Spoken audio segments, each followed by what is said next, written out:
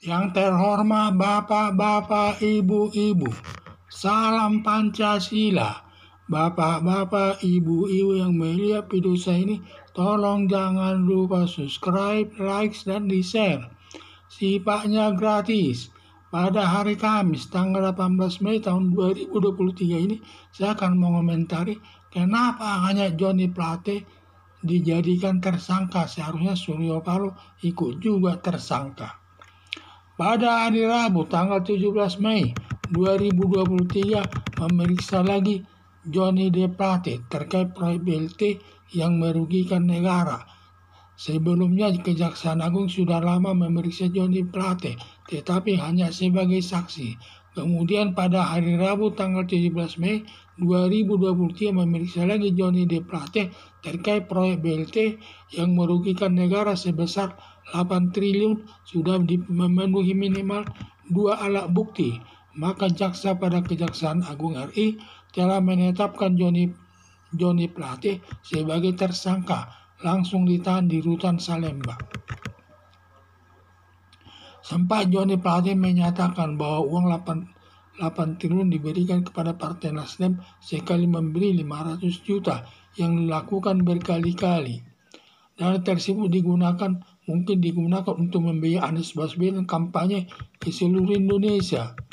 Kalau benar pernyataan Johnny Plate, uang yang dikorupsi sebesar 8 triliun tersebut ada di setor ke Partai Nasdem untuk membiayai kampanye Anies Baswedan ke seluruh Indonesia, maka Suryo Paloh sebagai Ketua Umum Partai Nasdem seharusnya ikut ditetapkan sebagai tersangka yang sudah didukung Johnny Plate sebagai saksi utama selaku pemberi uang ke Partai Nasdem ditambah pihak lain sebagai saksi.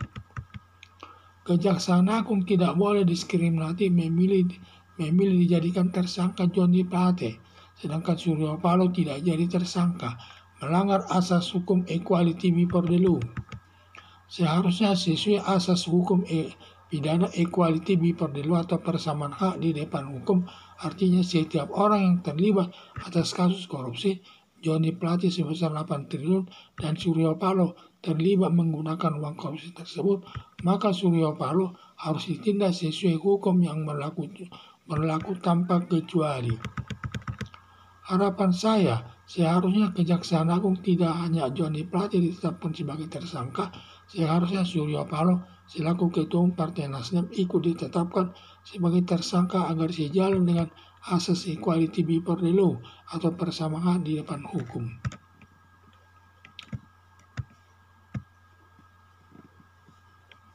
Kejaksaan Agung sudah lama memeriksa Johnny Plate sebagai saksi untuk menghimpun data-datanya, sehingga dihimpun berbagai data, mungkin diduga belum cukup alat buktinya, maka diperiksa terus sebagai saksi. Pada hari Rabu, tanggal 17 Mei tahun 2023, memeriksa lagi Johnny Plate terkait proyek PLT yang merugikan negara sebesar 8 triliun sudah memenuhi minimal 2 alat bukti. Maka jaksa pada Kejaksaan Agung RI telah menetapkan Johnny Plate sebagai tersangka, langsung ditahan di rutan Salemba.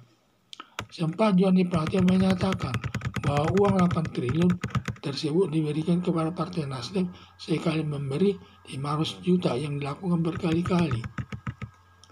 Dana tersebut digunakan untuk membiayai Anies Baswedan, katanya untuk kampanye seluruh Indonesia.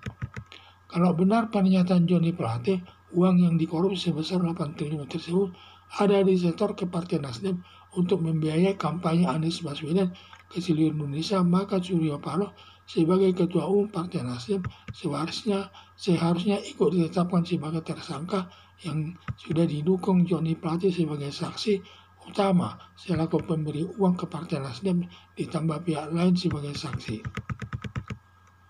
Kejaksaan Agung tidak boleh diskriminatif memilih dijadikan tersangka Johnny Plate, sedangkan Suryo Paloh tidak jadi tersangka, melanggar asas hukum equality before the law.